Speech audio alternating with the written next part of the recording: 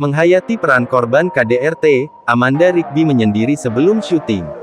Amanda Rigby menerima tantangan baru membintangi peran Salwa dalam film layar lebar bertajuk Atas Nama Surga. Amanda Rigby beralasan menerima tawaran film Atas Nama Surga, karena jalan ceritanya sangat menarik, serta menjadi lawan main dari artis-artis hebat.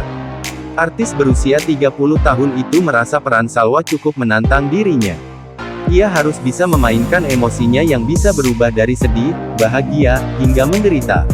Pasalnya, diakui Manda, Salwa adalah sosok perempuan yang memiliki ketakutan besar akan suaminya, yang selalu melakukan kekerasan dalam rumah tangga KDRT. Guna mendalami rasa ketakutannya, Amanda punya caranya sendiri. Sebab, ia harus menjadi sosok wanita yang hidupnya penuh dengan rasa takut karena jadi korban KDRT.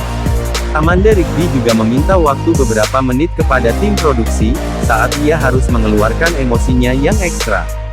Film Atas Nama Surga rencananya akan tayang di seluruh bioskop Indonesia pada tanggal 16 Juni tahun 2022. Film ini dibintangi oleh Della Dartian, Mikdad Adausi, Amanda Rigby, Piet Pagau, Ayu Diapasa, dan masih banyak lagi.